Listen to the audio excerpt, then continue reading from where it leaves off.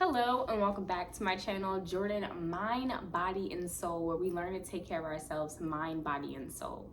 And I apologize that it has taken me so long to upload another video. As you guys already know, school started again, and y'all know how I feel about college. However, I signed up for something a year ago and I'm going to complete it. School started, I'm here with Legend, and I was sick last week, so things have just been so crazy, but nonetheless I'm back. So if you're new to this channel, then this channel is just about different ways that we can take care of ourselves mentally, spiritually, physically. If that's doing yoga or doing something that's going to help us gain information and insight. And if you are not new to this channel, you've been here before, welcome back. Thank you for your love and your support. Let's jump right into it. Okay, so today's video is about abundance versus essential living. And I'm gonna get more into it and kind of share my ideas and some experiences that I've been having recently. But I've noticed like lately the whole concept of like manifesting things and like abundance has been thrown around. And I just want to offer like kind of like a countering perspective, or maybe it's kind of like a countering perspective, but just like some information on how I feel about it all. Okay, so just a little bit of background. What inspired me to make this video is I feel like recently, especially like within the last, I'd say 2 or 3 years, the whole idea of like manifesting things and abundance has been like a trending topic. But I think when things become a trend, or when things become like mainstream, the truth and the originality of it kind of gets lost. And I just wanted to like kind of talk about where I'm at with that, especially with things being so expensive and so crazy, and just like the things that are happening right in front of our face. I feel like it's a grounding concept if we focus on essential living versus abundant living. So let's get into that. So I have my surface here to kind of like guide me. So just some notes that I wrote. I said the concept of abundance is often celebrated as a positive mindset that attracts wealth, success, and happiness. However, there's a less discussed side that can be detrimental. And so, like, again, I think the intentions of it all is good, and the whole concept itself is good, but there are things that are tied into it that I think we should be mindful of. So for me, when I first like encountered or thought of the word abundance, it was more so like in religious context, like, oh, you will have an abundant lifestyle if you so and so and so and so. Yes. And even in that, when I look back into how it's projected in different religious texts, because I took world history in high school. So I had an opportunity to learn like a little bit about every religion, which some people think is dangerous, but I think it's fair, because I'm not a person who believes that I'm king because I am something. So I don't believe that, because I'm not Christian, but I do believe in God. And again, like I always say, my belief system would be it would resemble Christianity most. But I don't look down on other religions, and I don't feel like other people are wrong for having their religion and their belief.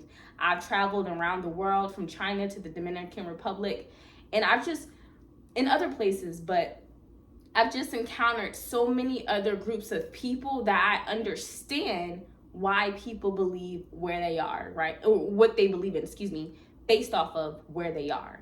And the context of how, their religious person looks and what their religious person believes in is in context to their culture and their traditions. So if anything, I believe what I believe, but I'm not looking at somebody else like, you don't believe this? Oh, then you're sentenced to this, or you're gonna do, like, nah, that's not me. But again, that's just to say that from the religious texts that I have read, abundance in those texts doesn't necessarily mean that you have 7 cars, doesn't necessarily mean you got a 20-bedroom house. It means that your needs are provided for, your wants and your desires are also provided for, but it doesn't necessarily mean excess. And I think in today's society, especially with social media, people have become so obsessed with excess, like having more than you need. And it's all gonna tie together. But I'm also at a point in my life where I feel like I'm being humbled in a sense, because having grown up in a middle class lifestyle, a pool, a game room, a golf course behind the house, like having grown up in that as a teenager, well, as a teenager, and then moving out and matriculating in college and facing like financial adversities in college, and then into adulthood, and especially like with the way things are now, of course having like financial like concerns, it's humbling. And then it makes me revert back to thinking about, what do I need? Now, there was also a conversation that I had with Terry the other day, where I think I'm also like kind of like lured in by the I need excess, because we sat down and he was like, why are you so, now this also goes to say, like, I'm a person, like I track every penny. Like, I'm like, $2.36, where did this go? Like, I track every penny. And that's good and it's bad. It's good because at least I know like it's managed, but it's also stressful because it's like, Jordan, it's a $3 drink. Have it and go on with your day. But our conversation was, he was like, all of your bills are paid. All of your bills are paid. You have not had to worry about missing a meal. You have not had to worry about not having gas in your car. So in terms of like all the essential things being covered, they have constantly been covered. And I am so thankful and I'm so grateful for that. But in my mind, like I think of excess and not essentials, or I think of abundance and not essentials. And I think, okay, but I want it all to be covered and this much sitting in the bank. And I think, again, like even now, we can see a lot of people who have once been financially super successful, even now, and are looking at things and they're like, okay, is this what it feels like to be broke? And yeah, probably is. But it's just saying to say that like we are pressuring ourselves to have the excess or have the abundance, that when the essentials are covered is not enough. And that bothered me, because I'm like, I'm a very humble person. Like, I feel like even with my upbringing being like almost perfect, like I'm still humble. Like, I don't look down on anybody, and I know that everything that I had growing up, and even the things I have now, is because my parents worked hard to get it, because my parents believed in things that would push me and guide me in a direction that would help me acquire the things that I want or need in life, to at least be somewhat comfortable. And then for me to have those needs and desires met and then still feel like it isn't enough, I had to humble myself. So the first thing that I said, it says, the relentless pursuit of more can lead to materialism, environmental degradation, and a depletion of resources, contributing to ecological imbalances.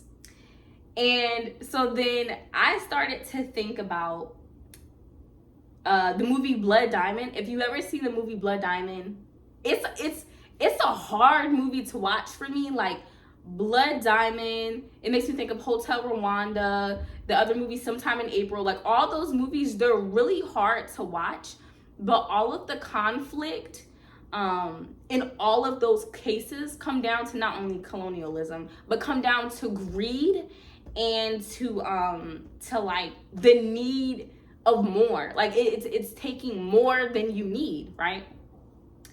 And so I said the stripping of the diamonds, the stripping of the land, overstripping of the land, that happened in America too. It happens all around the world. And the overproduction of animals and their cruel situations. So it's a lot. But I always tell myself, like, again, I'm kind of torn because I think like there's a core Jordan, and then there's a societal Jordan. Like there's a who I truly am, like this is who I am, and only like, you know, my friends and my family get to like experience that person. And then there's a person that understands who society wants her to be. You know what I'm saying? Like it's still a part of me, but it's not what I want. Like kind of like how the whole when I was working kind of concept. Like I understand how to be a good worker. I understand how to be a good student. I know what y'all want to see. There's even been like some homework that we had to turn in, and I literally put on my answer, because this is where I'm at in life, like my truth. I'm like, I understand what you want us to say the answer is, but I haven't conducted enough research for me to confirm that as the final answer. And I literally turned that assignment in. I still got an A on it. But that's where I'm at in life. Like I understand who society may want or may expect me to be based off of many factors, but I also understand like the true me. And like the true me, y'all, I would be so happy like living on, let's say like I'm gonna lease 4 acres. So like 4 acres, and have like a couple of farm animals and focus on raising my kids and growing fruits and veggies and figuring out like how I can be the most healthy for myself and my family, and then have that extend to my society, to my community. But then the part of me that's torn is like, but at the same time, you know, society wise, I wouldn't mind living in a high rise downtown.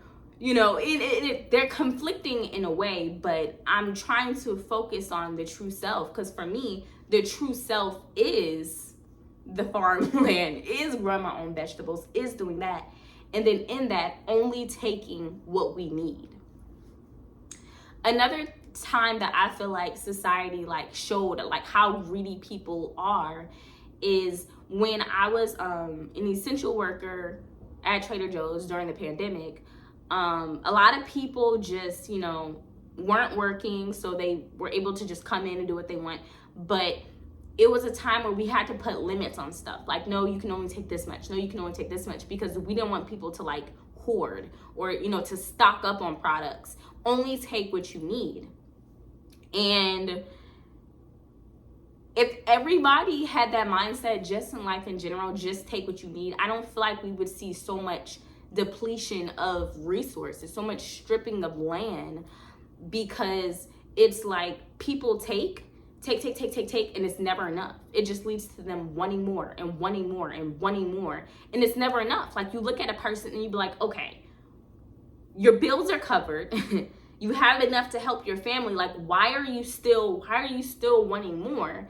And it's because that the mindset of abundance has changed from having the essentials met to having excess. So the next point that I wanted to talk about, it says comparison and envy. And I wrote, constantly striving for abundance can foster unhealthy comparisons, leading to feelings of inadequacy and envy when others seem more successful. And I only say that because I feel like now, especially today in today's society, success is not measured off of much other than materialism, right? Because there's a person who could be successful in terms of they came from point A and they made it all the way to point Z, right? But because they don't have a 5-car garage and a, 12-bedroom house, people don't see them as successful until they know their story. To me, if you are laying down at the end of the day and you are not in any drama, you are feeling healthy, you are feeling hydrated, you got people you love, your bills are paid. If it's a 1-bedroom apartment and it's 7 of y'all, you are way ahead most people, because there is a serious homeless problem right now. And that already puts you ahead of half of society. Not half, but a great deal of society. But when we turn on social media, right, because what was the point in here? It said the comparison and envy. when we turn on social media and we're like, well, I'm working hard. You know, I worked 16 hours. I worked 12 hours today. I did this, I did that. I should have those things. It goes back to the materialism. And it goes back to, again, thinking about framing our minds, tribe, to think about the essentials. Because if you have to get from, I'm in Beaumont. So if I have to get to Beaumont to, let's say, Tampa, I just need to get there, right? It doesn't matter if I get there in a Maserati or if I get there in a Mazda. I just have to get there, right? All the in between doesn't really matter. So it's reframing the mind again. So pull away from the overconsumption ideology, or even like the you have to have the most expensive. And really, when we have those things, it's really so that other people can look at us. Like, yeah, we may take a picture. Yeah, it may make us feel cooler. Yeah, you know, it might be a more comfortable ride. But at the end of the day, if you're with and surrounded by people you love and people you really care about, or maybe you're driving by yourself, but you're listening to some of your favorite YouTubers or, you know, some of your favorite artists, it's a vibe regardless. It's a vibe regardless. But it is important to think about how we compare. And like they say, like the comparison is, what do they say? I think it's like comparison steals joy. It's deeper than that, but you guys know what I'm saying. Stop doing that.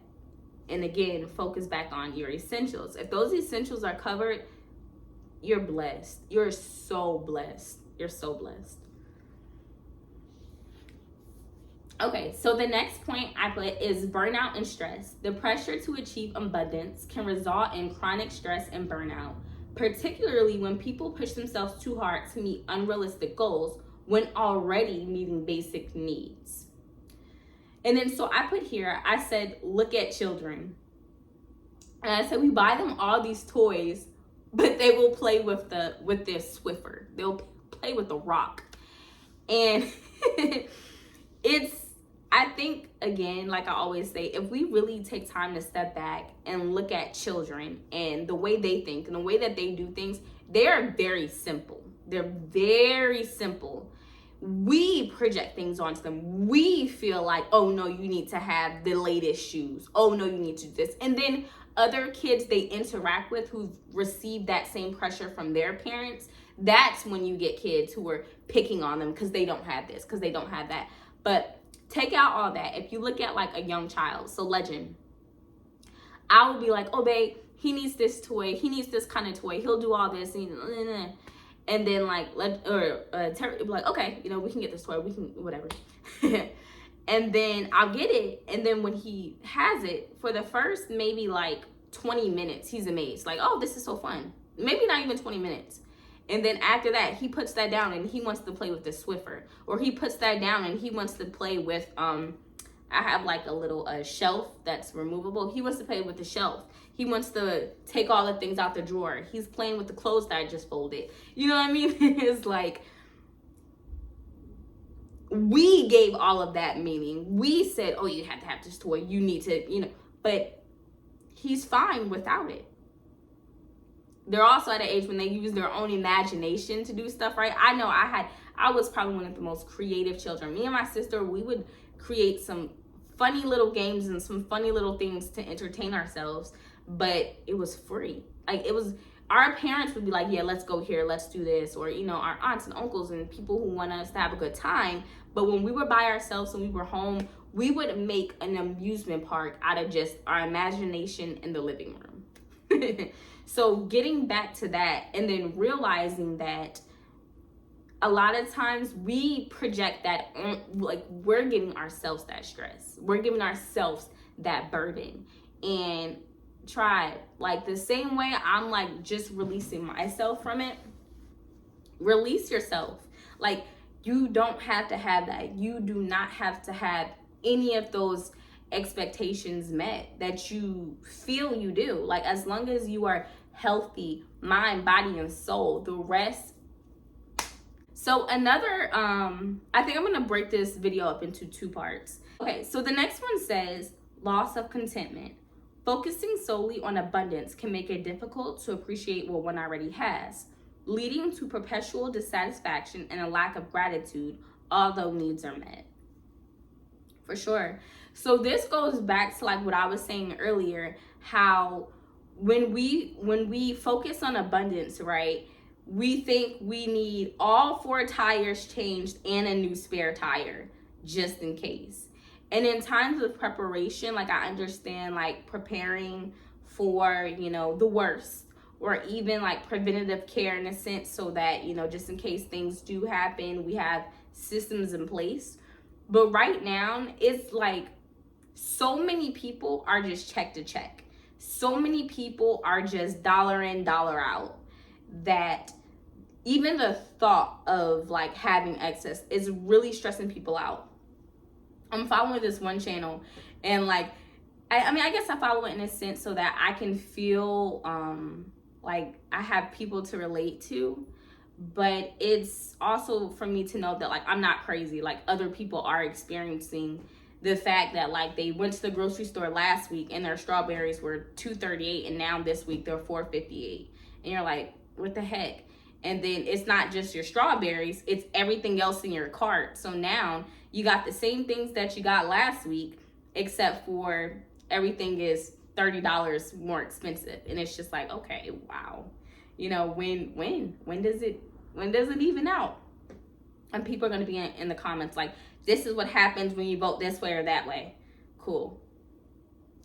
That's what I'm going to say to that. But yes, gratitude goes a long way. So another thing that I like to do is just like, I'm so thankful, like legitly, like I'm so thankful for the smallest things. Like this is my Surface Pro 3. I've had this since 2014. So I've had this for like 10 years. I do my best to take care of it. When my bonus baby uses it, I'm like, baby, please take care of it because it is older than you. Like we need it to last. When things work for me, I'm like, thank you God for, for having this work. The fact that it still works. Thank you. The internet, I'm like, thank you. As soon as I pay the internet bill, I'm like, thank you. I'm so happy I could pay the internet bill. When we get groceries, I'm like, thank you so much. I'm so happy we were able to get groceries.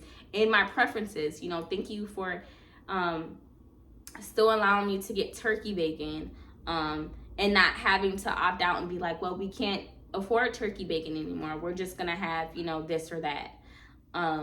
Just the smallest things. And when you release and show gratitude for those things, and that you also understand that there are other people who are in a worse position than you are, it'll humble you, and it'll keep you grounded in the fact that right now getting by is okay, is enough. And you don't have to feel the constant pressures and the constant forces, telling you more. Because remember, like I said, that was the problem at my job. Like I felt like I could have done everything they wanted perfectly, crossed every T, dotted every I, and they still would be like, why didn't you put it on the first line? Why did you put it on the second line? It's dotted, like going about your day. Like it was just never enough. And try to do yourself a favor. Remove yourself from any people or any person that makes you feel like when you give your best and when you are truly just living in a moment of gratitude and happiness and being grounded, if it makes you feel like it's not enough and you need more, you got to do more, or you got to go harder, release yourself. Release yourself from those environments, because it is not worth the stress and the deterioration that you're gonna feel in your body. It's not worth it. We are here to live, to love, and to be happy. We don't need any additional stress. It's hard enough to do that alone, right? So I'm gonna do a part 2 to this video just so that I can keep the information organized. But I'm gonna do one more point. So the last point that I wrote here is the ethical compromises. In the pursuit of abundance, some may resort to unethical practices, compromising their value and integrity.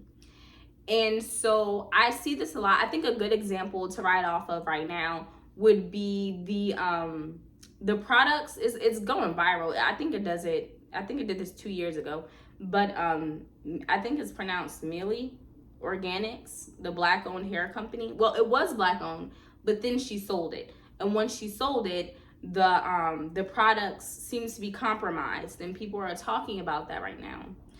And we see that with a lot of things, black owned businesses specifically, yes, but with a lot of places where it started small and now it's a mass production.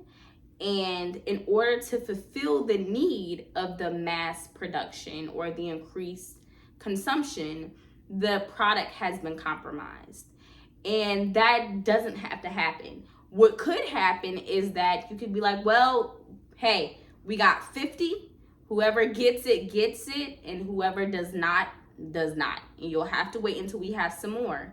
And then it'll, maybe some people just don't get it. But because of the greed that follows, people are like, no, we're not going to have that. We're going to meet the demand and we're going to compromise the product.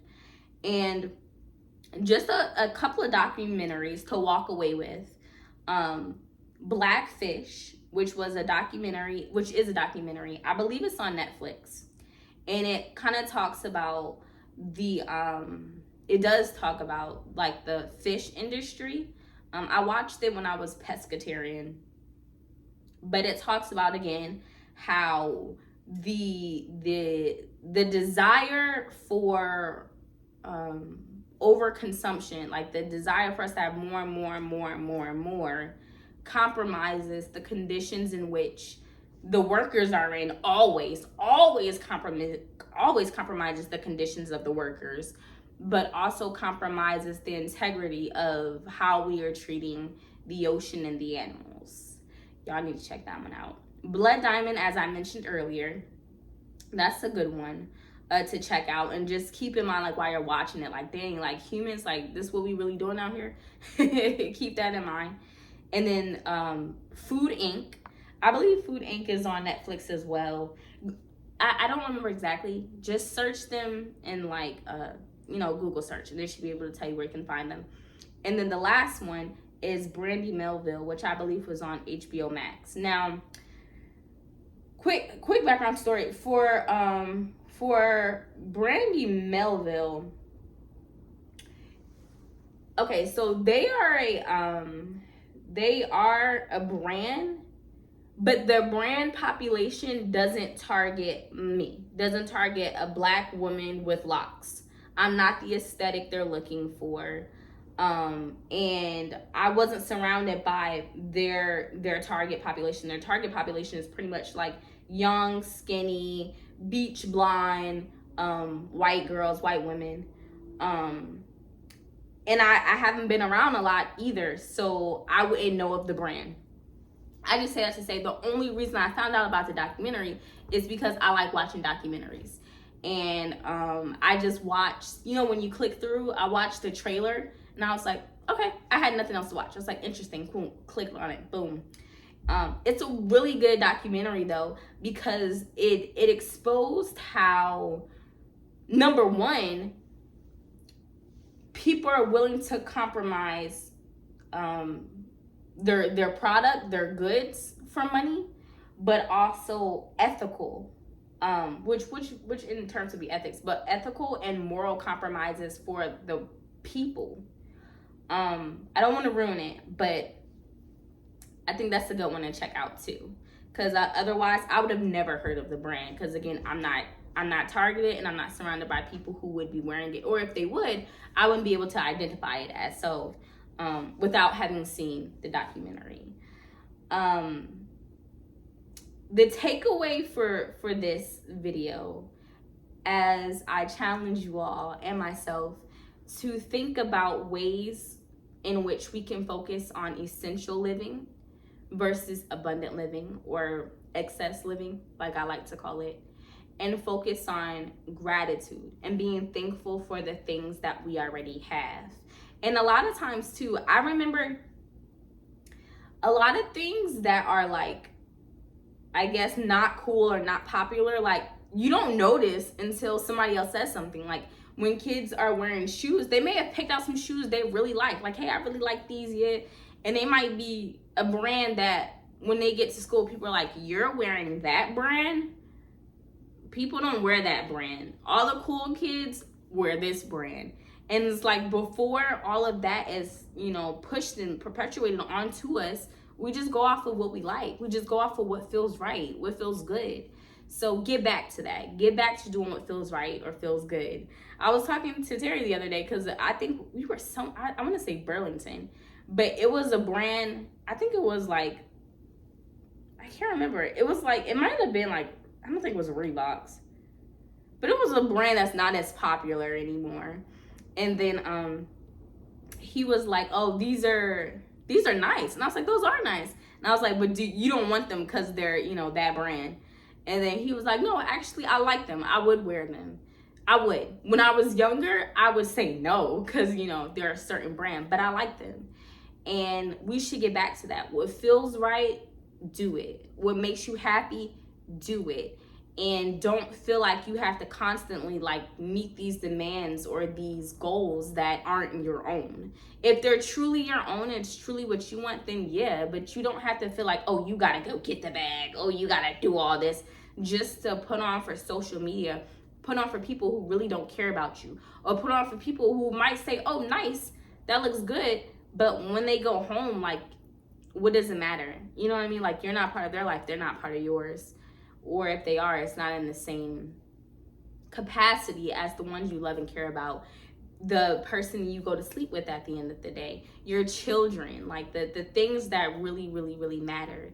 If we can hone in and focus on that, I think it will, I know it will help us get through these crazy times, but it will also take out a lot of stress. And that is my goal, to help myself and to help others lead a less stressful lifestyle and to be happy and to enjoy your time here on earth. Okay, so I am going to follow up with a part 2 just to cover the remainder of the topics here that I wanted to discuss. But here's some questions I want you guys to kind of walk away with. So the first thing I want to ask is like need versus overconsumption. And how can we, as a whole, as a people, or even you personally, focus on needs versus overconsumption? The other question is, are goals of abundance necessary? And now, again, I don't mean abundance as in like, I know the word abundance is used a lot in religious texts, but again, it is mostly regarding like your basic needs are met. You have no worry. That's my interpretation, but you can let me know if you have a different interpretation. And then the other question would be, if you look at the ethical impact, where things come from and how things are produced, you know, even recycled goods and stuff like that, ethically, are we on track to have a progressive world where we stop, you know, because I know like a lot of people focus on like recycling and stuff like that. Are we in a position to where we can save ourselves basically before it gets worse, or are we already too far gone? I don't know. That's just some things that was on my heart and I wanted to release to get some assistance with. But guys, don't forget, take care of yourself, mind, body, and soul. Drink some water, go outside, step in nature, enjoy this weather because it's starting to get a lot of cooler. Be safe, guys. And let me know what you guys are thinking. I'll see you in the next video.